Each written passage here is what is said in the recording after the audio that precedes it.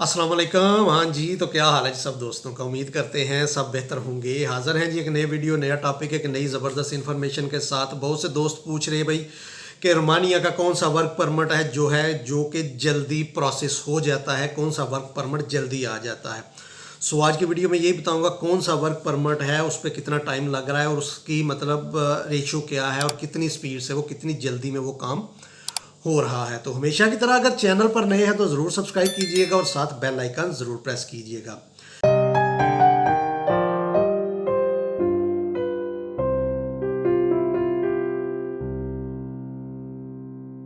बढ़ते हैं अपने टॉपिक की तरफ। भाई वर्क परमिट आज के दिनों में जो ज़्यादा जल्दी निकल रहे हैं वो कंस्ट्रक्शन की निस्बत एक और मतलब फील्ड आई है जिसमें वर्क परमिट बहुत जल्दी निकल रहे हैं।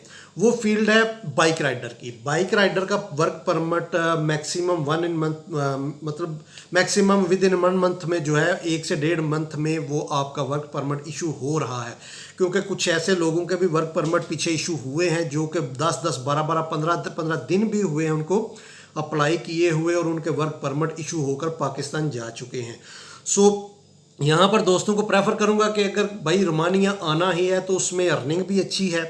बाइक राइडर के वर्क परमिट में मतलब वो काम स्टार्ट पे तो जाहिर सी बात है, कोई भी काम स्टार्ट करेंगे तो वहाँ पर थोड़ी मुश्किलात आपको फेस करना पड़ती हैं। नए लोग, नई जगह, नया सिस्टम, उसको समझने के लिए कुछ टाइम लाजमी चाहिए। लेकिन अगर आप रोमानिया आना चाहते हैं तो भाई बाइक राइडर का वर्क परमिट अप्लाई करें।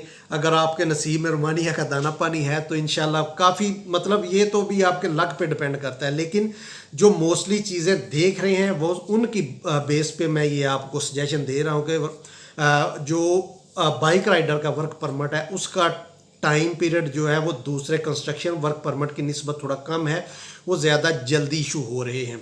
बहुत ज़्यादा वर्क परमिट बाइक राइडर्स के जो कि यहाँ पर डिमांड निकली है और बहुत से वर्क परमिट्स हो रहे हैं जो कि इशू जो कि लोगों के यहाँ पर आने की आसानी का बायस भी बनते हैं और टाइम पीरियड भी कंस्ट्रक्शन की निस्बत बहुत कम है।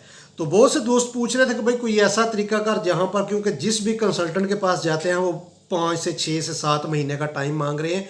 लेकिन यहाँ पर भी टाइम जो भी कंसल्टेंट है वो आपको यही 6 से 7 महीने का ही देगा। लेकिन मोस्टली जो काम हो रहे हैं वो 1 से 1.5 से 2 माह के अंदर अंदर आपका वर्क परमिट प्रोसेस यहाँ पर हो रहा है। यही एक फील्ड है जिसमें कि वर्क परमिट की स्पीड काफ़ी ज़्यादा है और बहुत मतलब कम टाइम में आपका वर्क परमिट इशू हो रहा है।